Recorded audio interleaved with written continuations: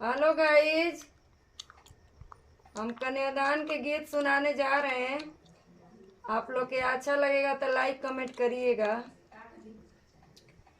काथी के चटैया पापा हो बनौले बाड़ा, हमरा के बैठौले बाड़ा हो।